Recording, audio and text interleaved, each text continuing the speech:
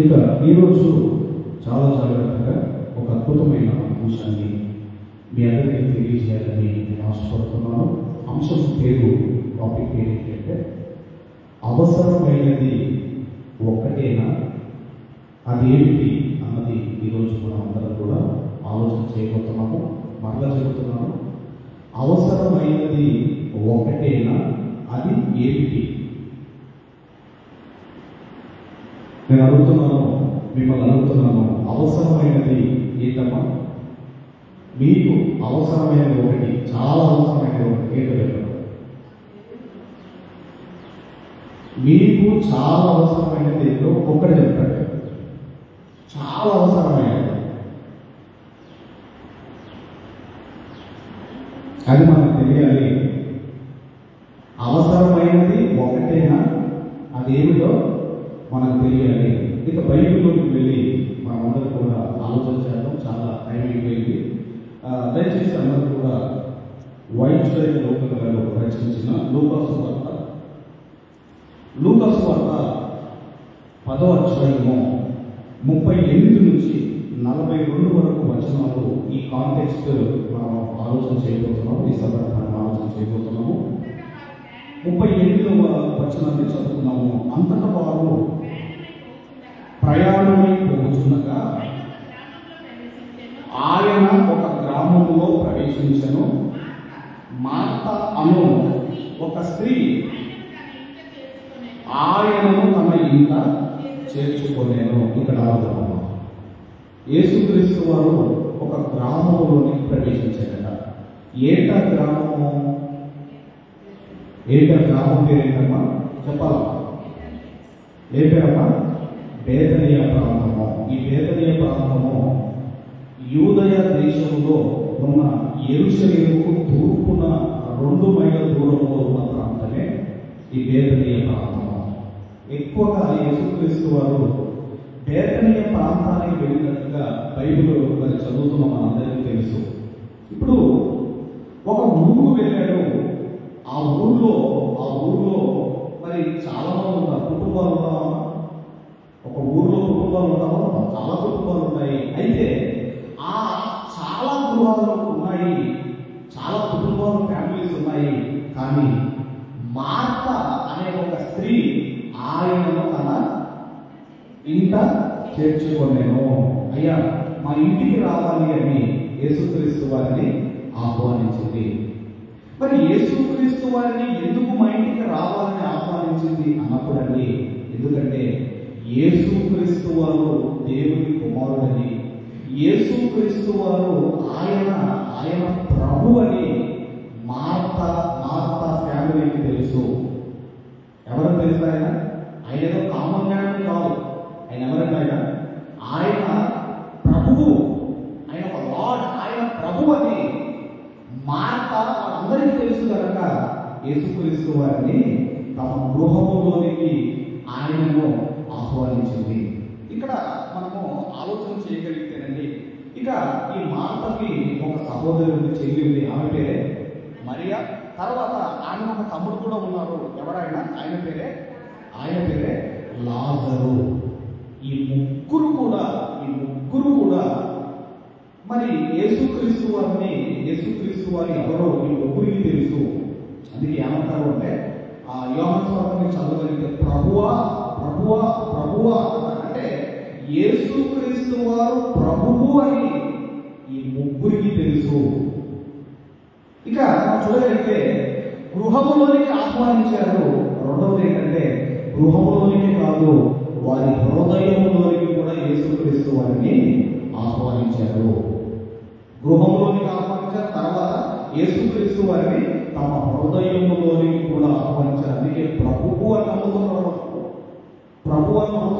ఈరోజు మనం చూడగలిగితే చాలా మంది గృహంలోనికి ప్రభువును ఆహ్వానిస్తున్నారు, కానీ హృదయంలోనికి దేవుణ్ణి ఆహ్వానించడం లేదు. ఎందుకు చెప్పండి? యేసుక్రీస్తు వారిని గృహంలోనికి ఆహ్వానిస్తున్నారు, కానీ హృదయంలోనికి ఎందుకు ఆహ్వానించడం లేదు? ఎందుకంటే యేసుక్రీస్తు వారు మన హృదయంలోనికి వస్తే మన హృదయ రహస్యాలన్నీ కూడా ఆయన బయట పెడతాడు. అందుకే కుటుంబాల వరకు లేదంటే గృహము వరకు రాణిస్తున్నారు, కానీ హృదయంలో తెచ్చుకోవడం లేదు చాలా మంది. ఎందుకంటే ఆయన ఎవరు అంటే హృదయ రహస్యాలు బయట పెట్టే దేవుడు. ఇప్పుడు నా హృదయంలో ఏముందో మీకు తెలుసా? మీ హృదయంలో ఏముందో నాకు తెలుసా? ఒక రోజు జక్కయ్య ఆయన గృహంలోనే ఆహ్వానించాడు. తర్వాత అండి జక్కయ్య కట్టబడి నాకు ఏరే తెలుసు అంటే నా బ్రతకంట ఆయనకి తెలుసు. అంటే ఏమన్నాడు, నేను ఎవరి దగ్గరైనా 4 గంటలు తీసుకున్నాను, వారికి ఎవరి దగ్గర అన్యాయం తీసుకుంటే నేను 4 గంటలు తిరిగి రిటర్న్ నేను ఇచ్చేస్తున్నాను అన్నాడు. అంటే యేసు క్రీస్తు వారు హృదయంలోనికి వస్తే హృదయ రహస్యాలన్నీ కూడా ఆయన బయట పెడతాడు. యేసు క్రీస్తు వారు హృదయంలోనికి వస్తే మనకు నచ్చినట్టుగా బ్రతకలేము, మనకు నచ్చింది మనం చేయలేమని చాలా మంది గృహంలోనికి ఆహ్వానిస్తారు, కానీ హృదయంలోనికి ఆహ్వానించారు. మరి బేతనీయ ప్రాంతంలో మనం చూడగలిగితే బేతనీయ ప్రాంతంలో చాలా గృహాలు ఉంటాయి.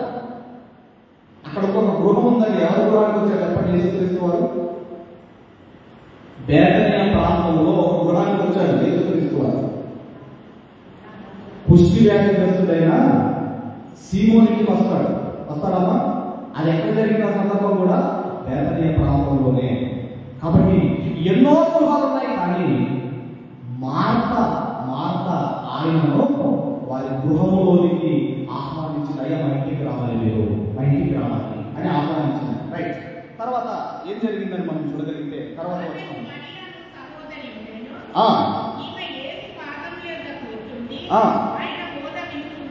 ఆయన బోధ వినుచుండెను. చాలా ఇక్కడ మనం చూడగలిగితే ఇక్కడ మార్తకు గాని మరియకు గాని లాజరుకు గాని వివాహం అయినట్టుగా ఏమైనా ఉందా? ఒకవేళ మార్తకు మ్యారేజ్ అయితే భర్త ఉండేవాడు, మరియకు మ్యారేజ్ అయినా భర్త ఉండేవాడు, ఒకవేళ లాజరుకు మ్యారేజ్ అయినా భార్య ఉండేది. పోనీ వీళ్ళకి ఏమైనా తల్లిదండ్రులు ఉన్నారా? పోనీ తల్లిదండ్రులు ఉన్నారని కూడా రాయించలేదు. అంటే వీళ్ళకి వివాహం కాలేదు. వివాహం కాకపోయినా యేసుక్రీస్తు వారిని వారి హృదయంలోనికి ఆహ్వానించారు. రైట్. తర్వాత వాళ్ళ చెల్లి మరియా ఏం చేసిందటమ్మా? ఆమె ప్రభు ఇంటికి రాగానే ఆమె ఏం చేసిందట? యేసు పాదముల యొద్ద కూర్చుని ఆయన బోధ వినుచుండెను. యేసుక్రీస్తు వారి పాలిక యేసుక్రీస్తు వారు రాగానే ఆయన పాదాల దగ్గర కూర్చుంది బోధ వింటుంది. ఎవరు వింటున్నారు బోధ? ఎక్కడ కూర్చున్నామా? పాదాల యొద్ద.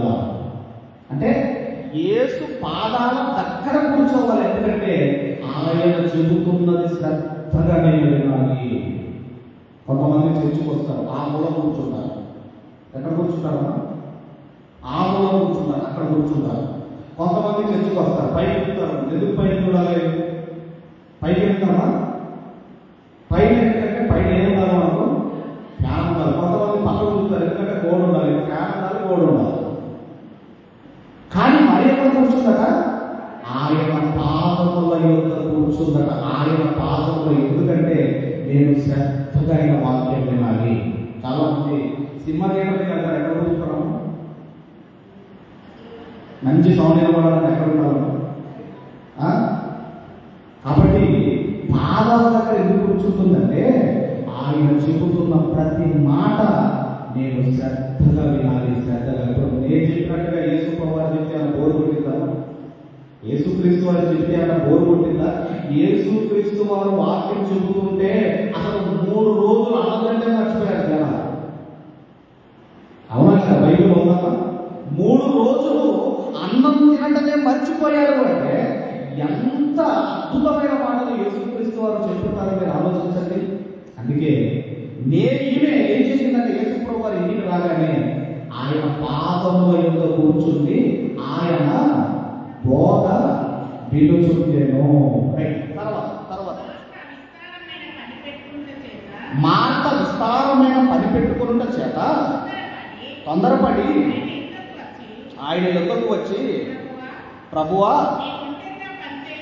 నేను ఒంటరిగా పనిచేయటకు నా సహోదరి నన్ను విడిచిపెట్టినందున నీకు చింత లేదా? నాకు సహాయం చేయమని ఆమెతో చెప్పు అనేను. ఇప్పుడు విస్తారమైన పని ఎవరు పెట్టుకున్నారమ్మా? వచ్చాడు. ప్రభు ఇంటికి వస్తే ఒక్కడే వస్తాడా? ఎంతమంది వస్తారా? ఆయనకు ఎంతమంది ఉన్నారు?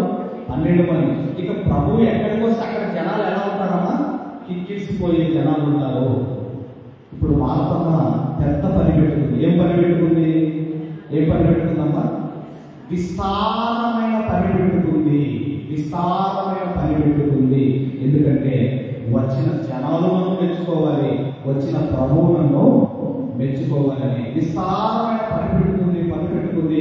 ఈయనేమో రావటం లేదు. ఎవరు రావటం లేదమ్మా? మరి అమ్మేమో రావటం. ఏం చేస్తున్నాం అలా కూర్చుంది. ఆయన బోధ వింటుంది. ఎంత చూసినా రావటం లేదు. ఇక కోపం వచ్చిందేమో. ప్రభు దగ్గరకు వచ్చి ఏమంటుందమ్మా? మాట ఏమన్నది? నేను ఒంటరిగా పనిచేయుటకు నా సహోదరి నన్ను విడిచిపెట్టినందున నీకు చింత లేదా? నాకు సహాయం చెయ్యమని అతనితో ఆమెతో చెప్పుమనేను. అయ్యా, మరి ఒక్కదాన్నే ఇంత పని పెట్టుకున్నాను కదా, నీకు చింత లేదా అంటే నేను చింతిస్తున్నాను. ఇదంతా నేను ఎలా చేయాలి? నేను చింతిస్తున్నాను. ఇక్కడ మనం ఆలోచన చేయగలిగితే ఒకవైపు వాక్యం చెబుతూ ఉంటే ఇప్పుడు వచ్చి ఏం చేసిందమ్మా? ఒకవైపు ఆయన బోధిస్తూ ఉంటే ఈ విస్తారమైన పని పెట్టుకొని వచ్చి ఆయన ఏం చేసింది? డిస్టర్బ్ చేసింది. మంచిగా శ్రద్ధగా వాక్యం వింటుంటే వచ్చి ఆయనను డిస్టర్బ్ చేసి మళ్ళీ నీకు చింత లేదా అని ఆయన్ని అడుగుతూ ఉంది. అందుకే రోమపత్రికలో ఒక మాట అన్నది. అందరూ చదవండి దయచేసి. రోమిలకు రాసిన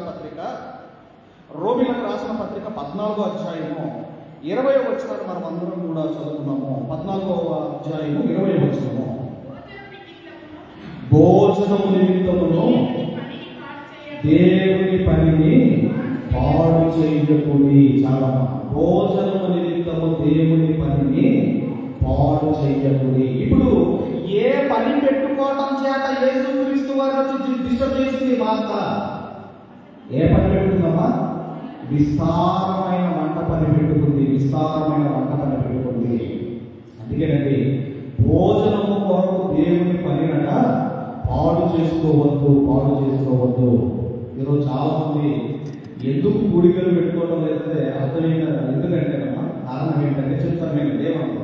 ఎందుకంటే ఇప్పుడు కూటం పెట్టుకున్నాం అనుకోండి, ఇంట్లో వంటలు వండాలా? కొన్ని ఎవరైనా వచ్చి చేస్తారా?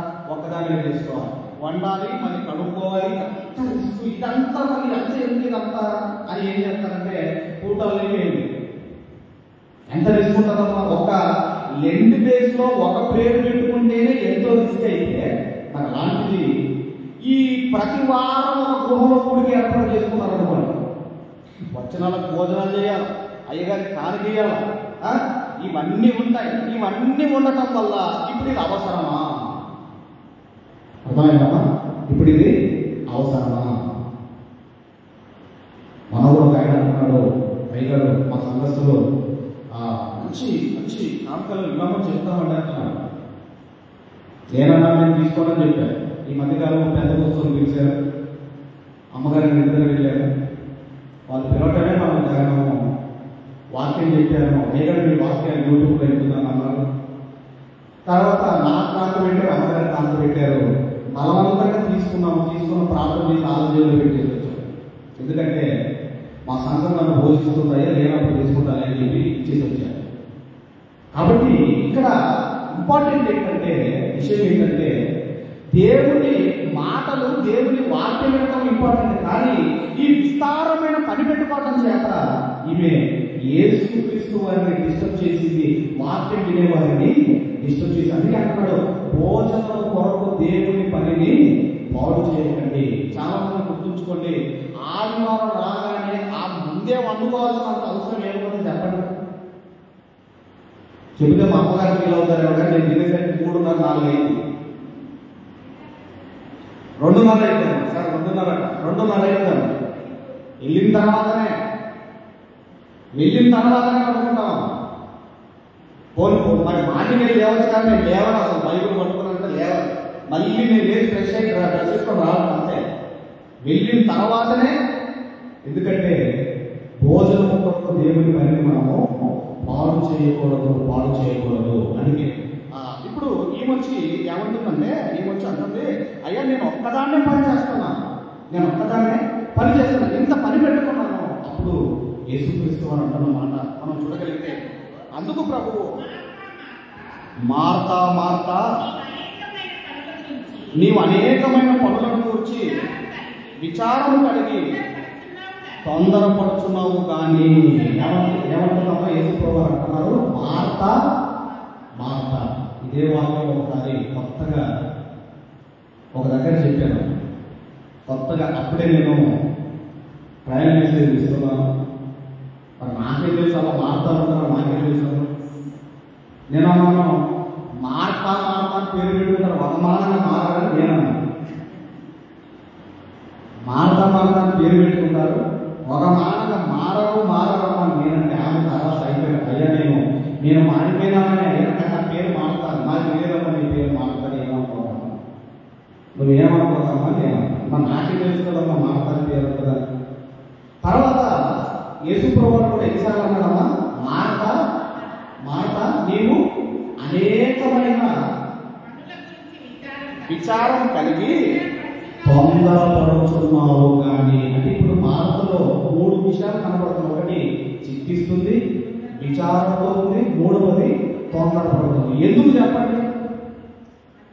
ఎందుకమ్మా? ఎందుకంటే విస్తారమైన పని పెట్టుకుంది. అందుకే మీరు చాలా పనులు పెట్టుకున్నప్పుడు మీకు కోపం ఎక్కువ వస్తుంది, వస్తుందా? మీరు విస్తారంగా పని పెట్టుకున్న టీవీ చూస్తున్నారు అనుకోండి, మరే టీవీ ఎందుకు చూస్తున్నాయి వెళ్తే అంటారా? ఎందుకు కోపం వస్తుంది? ఎందుకంటే విస్తారమైన పని పెట్టుకుంది మార్త. అందుకే చింత, విచారము, తొందరపాటు. మీరు విస్తారమైన పని పెట్టుకున్నారే అనుకోండి, ప్రార్థన చేసుకోలేరు, దేవుని వాక్యం చదవలేరు, మీరు ఇదిగోనని వాక్యం వినలేరు. ఎందుకు ఇవన్నీ మీరు చేయలేకపోతున్నారు అంటే, మీరు కూడా దేవునికి సమయం ఇవ్వలేకపోతున్నారు. అంటే విస్తారమైన పనులేమో మీరు పెట్టుకున్నారు. అందుకే విస్తారమైన పనులు ఉన్నాయి అనుకోండి, చింత ఉంటుందండి, విచారం ఉంటుంది, తర్వాత తొందరపాటు ఉంటుంది. అందుకే తొందరపడుతుంది, చింత ఉంది మా మార్తకు. అందుకే ఆమె విచారంతో ఉంది. అందుకే విషయ గ్రంథంలో ఏమన్నాడో మీరు చూడగలిగితే, 47వ అధ్యాయము, విషయ గ్రంథం 47వ అధ్యాయము 13వ వచనాన్ని చదువుకుందాము. విషయ గ్రంథం 47వ అధ్యాయం 13వ వచనం చదవండి. విస్తారమైన యోచనల వలన నీవు అలసి ఉన్నావు. అంటే విస్తారమైన ఆలోచనలు పనులు పెట్టుకుంటే మీరు అలసిపోతారు. అందుకేనండి విస్తారమైన పనులు పెట్టుకోవద్దు అంటున్నాడు. ఇప్పుడు మార్త కూడా విస్తారమైన పనులు పెట్టుకుంది. ఎందుకంటే యేసుక్రీస్తు వారు అక్కడ వచ్చిన జనాలందరూ కూడా ఇదిగో నన్ను మెచ్చుకోవాలి అంటే విస్తారమైన పనులు. కాబట్టి మనం ఆలోచన చేయగలిగితే విస్తారముగా మీరు ఆలోచించిన ఎప్పుడు గుర్తుంచుకోండి, ఏ విషయం కొరకైనా మీరు విస్తారంగా ఆలోచిస్తున్నారా, దేని కొరకైనా మీరు చెత్తపడుతున్నారా, అయితే మీరు అలసిపోతారు. అందుకే యేసుక్రీస్తు వారు అన్నమాట అందరికీ తెలుసు కదా, మీరు ఆలోచించడం వలన ఒక మోరెడు ఎత్తు మీరు చేసుకోగలరు. మనం ఏం చేసుకోగలం ఆలోచించడం వల్ల? ఏ ప్రాబ్లం వచ్చినా నేను ఒకటే ఆలోచిస్తానండి, ఏమంటే ఆ టైం వచ్చిందంటే అది జరిగిపోయింది. ఆ టైం వచ్చిందంటే అది జరిగిపోతుంది. ఆ టైం రావాలి. మా చెల్లె మా పెద్దనాన్న కూతురుకు మ్యారేజ్ అయితే చాలా సంవత్సరాలు అవుతుందండి, ఇంకా గర్భఫలం లేదు. మొన్న మా డాడీ చనిపోక ముందు కన్సీవ్ అయింది చెల్లి. తర్వాత ఏదో మొత్తం మీద ప్రాబ్లం అయ్యి మొత్తం మీద పోగొట్టుకుంది. ఆ తర్వాత నేను ఒకటే మాట, అమ్మ దేవుడు నిన్ను దర్శించాడు, మళ్ళీ దేవుడు నీకు ఇదిగో గర్భఫలం ఇస్తాడు. ఎందుకంటే నాకు ఓపెన్ చేశాడు దేవుడు, పుడుతూనే ఉంటారు. కాబట్టి మనం ఆలోచన చేయగలిగితే దేని కొరకు మనం టెన్షన్ పెట్టుకోవద్దు, దేని కొరకు బాగా మనం ఆలోచించకూడదు. ఎందుకంటే మీరు అలిసిపోతారు, మీరు తొందరపడతారు, మీకు చింత ఎక్కువ అవుతుంది తప్ప మనం చేసుకునేది ఏమి ఉండదు. దేవుని మీద భారమయ్యే ఆ టైం వచ్చిందంటే అది జరిగిపోతుంది అంతే. అది జరగడం లేదంటే ఆ టైం ఇంకా రాలేదు, ఆ టైం ఇంకా రాలేదు. అప్పుడు మనము చూడగలిగితే ఇంకొక మాట కూడా కీర్తన గ్రంథంలో 42వ కీర్తన 42వ కీర్తన 5-6 వచనాలు దయచేసి చదువుకున్నాము. 5-6 వచనాలు చదువుకున్నామా? నా ప్రాణమా నీవు ఏలకు ఉన్నావు, నాలో నీవు ఎలా తొందరపడుచున్నావు. దేవుని యందు నిరీక్షణ ఉంచుము, ఆయనే నా రక్షణకర్త అనియు నా దేవుడని చెప్పుకొనుచు ఇంకను నేను ఆయనను స్తుతించెదను. నా ప్రాణమా నీవెందుకు కృంగి ఉన్నావు, నీవు నాలో నీవేళ తొందరపడుతున్నావు. ఎందుకు తొందరపడుతున్నారమ్మా? ఎందుకు తొందరపడతామంటే ఇదిగోనండి, కోరికలు ఎక్కువైతే, పనులు ఎక్కువైతే, విస్తారమైన పనులు పెట్టుకుంటే మనము తొందరపడతాము, మనము విచారపడతాము, మనము కృంగిపోతాము, తర్వాత మనము అలిసిపోతాము. ఆలోచించి అలిసిపోవడం తప్ప మరొకటి మనం చేసేది లేదు. కాబట్టి ఆయన అంటున్నాడు, దేవుని యందు నిరీక్షణ ఉంచండి, దేవుని యందు నిరీక్షణ ఉంచుము అని చెబుతూ తర్వాత 1-2 వచనాలు కూడా మనం చదవగలిగితే, దుప్పి నీటి వాగుల కొరకు ఆశపడినట్టు దేవా నీ కొరకు నా ప్రాణము ఆశపడుతున్నది, నా ప్రాణము దేవుని కొరకు తృష్ణగొలుచున్నది, జీవము గల దేవుని కొరకు తృష్ణగొలుచున్నది. దేవుని సన్నిధికి నేను ఎప్పుడు వచ్చేదనో, ఆయన సన్నిధిని నేను ఎప్పుడు కానబడేదనో. ఇప్పుడు మనం ఆలోచన చేయగలిగితే మార్తకేమో చింత, విచారం, తొందరపడుతుంది. ఇప్పుడు మరి అమ్మకుండా ఉందామా? లేదు. ఎందుకు లేదంటే ఆయన పాదముల యందు కూర్చుండి ఆయన బోధ వింటుంది. ఇప్పుడు చెప్పాడంటే మళ్ళీ ఎప్పుడు వస్తారో ఏమో. ముందు ఆయన మాటలు ముఖ్యం నాకు, ఆయన మాట ముందు, ఆయన కార్యాల ముందు ఆయన ముఖ్యం నాకు, ఆయన ముఖ్యం అనుకుంది. కనుకనే ఆమె జీవితంలో చింత లేదు, తొందరపాటు లేదు, విచారము లేదు. కానీ ఎవరిలో కనపడుతున్నాయి? ఇవి మార్తలో కనపడుతున్నాయి. అప్పుడు మనం ఆలోచన చేయగలిగితే ఈ పైన ఈ మొదటి 2 వచనాలేమో ఇవేమో మరియకు సంబంధించినవైతే, ఈ 5-6 వచనాలు ఇవేమో మార్తకు సంబంధించినవి. అందుకే మనం ఆలోచన చేయగలిగితేనండి, విస్తారమైన పనులు పెట్టుకోకండి, విస్తారముగా ఆలోచించి మీ ఆరోగ్యాన్ని పాడు చేసుకోకండి. ఎందుకంటే మన ప్రార్థనలు వినే దేవుడు ఉన్నాడు, ఆకాశంలో ఉన్నాడు. ఆయన తప్పకుండా ఏదో ఒక రోజు మనం అడిగిన దానికి ఖచ్చితంగా ఆయన జవాబిస్తారు. అప్పుడు ఏం జరిగింది అని మనం ఆలోచన చేయగలిగితే, ఆ తర్వాత మరలా లూకాసు వార్త 41 మళ్ళీ చదువుకున్నాం. 41 10-41. అందుకు ప్రభువు మార్తా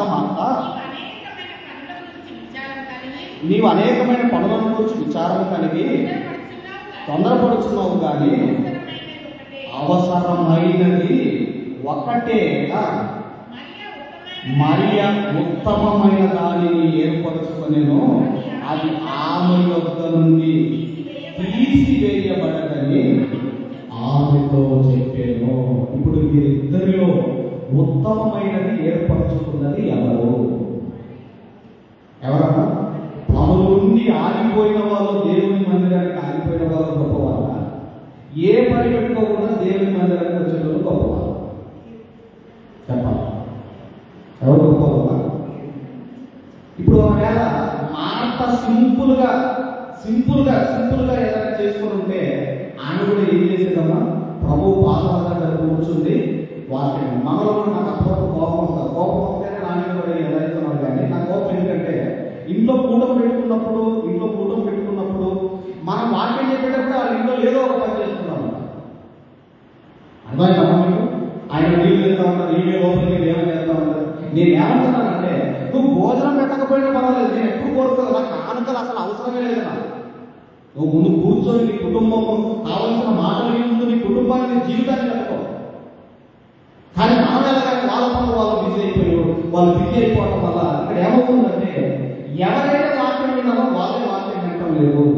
ఒకవేళ సింపుల్ గా ఏదో మాట సింపుల్ గా పెట్టుకుని ఉంటే, చిన్న చిన్న పనులు పెట్టుకుని ఉంటే ఆమె కూడా ప్రభు పాదాల దగ్గర కూర్చుంది, ఆమె వాక్యం వినేది, ఆమె చింత, ఆమె విచారం, ఆమె కూడా తొందరపాటు అనేది ఉండేది కాదు. కానీ మార్త మరియమ్మ ఆమె ఆ ఉత్తమమైన దానిని ఏర్పరచుకున్నది. ఉత్తమమైనది ఏంటది? ప్రభువు పాదాల దగ్గర కూర్చుంది, వాక్యం వినడం ఉత్తమమైనది, అవసరమైనది అదొక్కటే. అవసరమైనది అది ఒక్కటే. అవసరమైనది ఒకటి. మరియ ఉత్తమమైన దాన్ని ఏర్పరచుకోలేదు, అది ఆమె యొక్క నుండి తీసివేయబడదని ఆమెతో చెప్పాను. ఉత్తమమైనది, అవసరమైనది ఏంటంటే ప్రభు పాదాల దగ్గర కూర్చుంది, ఆయన వాక్యం వినటం, ఆయన వాక్యం వినటము. అలాగే మనం పనులు చేసుకోవద్దు అని, పనులు ఉంటాయి, పనులు చేసుకోవద్దు, ఇంపార్టెంట్ పనులకు వెళ్ళద్దు అని. ఇక్కడ సందర్భం ఏంటంటే, మనం ఆలోచన చేసినప్పుడు దేవుని మాటలకు మనం ప్రాధాన్యత ఇవ్వగలిగితే, దేవుని మాటలు ఆయన పాదాల దగ్గర కూర్చుని మనము ఇదిగోని వాక్యం వినగలిగితే, అది దేవుడు అంటున్నాడు, ఉత్తమమైన దాన్ని మీరు ఏర్పరచుకున్నారు. అవసరమైనది మానవ జీవితానికి అది ఒక్కటే అని దేవుడు అంటున్నాడు. ఇప్పుడు మన చెవులు ఏదైనా ప్రాబ్లం ఉన్నాము, సరిగ్గా మనం వినబడుతున్నాము, అప్పుడు మనం ఏం చేస్తాము? ఒక డాక్టర్ దగ్గరికి వెళ్తాము, ఆయన ఏదైనా ప్రాబ్లం ఉంటే ఆపరేషన్ చేయాలంటారు. ఆయన ఆపరేషన్ చేసిన తర్వాత అప్పుడు మనకు మాటలు అనేవి స్పష్టంగా మనకు వినబడతాయి. అలాగే మరి ఈ దేవుని మాటలు మనం వినాలి అంటే, దేవుని మాటలు కూడా మనం వినాలి అంటే, ఆయన స్వరం మనకు వినపడాలి అంటే, ఈ విస్తారమైన మనం ఏం చేయాలి? పక్కన పెట్టాలి. ముందు దేవుని మాట, ఇది ఆదివారం కానివ్వండి, శుక్రవారం కానివ్వండి, ఈ మంగళవారం కానివ్వండి, ఎప్పుడైనా కూటాలు ఉన్నప్పుడు ఉన్నాయన్నప్పుడు ముందు దేవుని కూటాలు దేవుడు ముఖ్యమో, ఆ తర్వాత మన పనులు ముఖ్యమో, తర్వాత మన పనులు ముఖ్యమో. కాబట్టి ఇక్కడ యేసుక్రీస్తు వారు అంటున్నారు, ఏమంటున్నారు అంటే, మరియా ఇదిగో ఉత్తమమైన దాన్ని ఏర్పాటు చేస్తుంది, అవసరమైనది అది ఒక్కటే మార్తాని చెబుతున్నారు. మరొక మాట కూడా మీరు చూడగలిగితే దయచేసి సమూయేలు మొదటి గ్రంథము 15వ అధ్యాయం 22వ వచనాన్ని చదువుతున్నాం. సమూయేలు మొదటి గ్రంథము 15వ అధ్యాయము 22వ వచనాన్ని మనం అందరం కూడా చదువుతున్నాం. 15:22 త్వరగా. అందుకు సమూయేలు ఒకటి కైకొనుట వలన యెహోవా సంతోషించునా, ఒకడు దానపోతును ఆయన సంతోషించునా. ఆలోచించుము, బలులు అర్పించుట కంటే ఆజ్ఞలు కైకొనుటయు, పొట్టేళ్లకు అర్పించుట కంటే మాట వినుట శ్రేష్టము. ఏది శ్రేష్టమమ్మా? మాట వినటము శ్రేష్టము. ఒక చివరిగా ఒక ప్రశ్న అనేది ముగించేస్తాము. ఈ రోజు మీకు ఎందుకు ఇచ్చాము? ఈ రోజు కావచ్చు, ఒకవేళ రేపు బతుకుంటే రేపటి రోజు కావచ్చు, లేదంటే ఎన్ని రోజులు బతుకుంటే అన్ని రోజులు కావచ్చు. అసలు ఎందుకు ఇచ్చారు మనం రోజు? ఎందుకు ఇచ్చారంటే మన పనులు చేసుకుంటాం, అంతేనా? ఎందుకు ఇచ్చారు? అసలు ఈ రోజు మీకు ఎందుకు ఇచ్చారు? చివరిగా ఈ మాట పుస్తకం ముగించుకున్నాము. ఇది ప్రతిరోజు మీరు చేయవలసింది. ఏప్రిల్కి రాసిన పత్రిక 3వ అధ్యాయము 13వ వచనాన్ని చదువుకొని ముగింపులో వెళ్ళిపోతాము. ఏప్రిల్కి రాసిన పత్రిక 13వ వచనంలో ఏమన్నా, నేడు మీరు ఆయన శబ్దము వినిన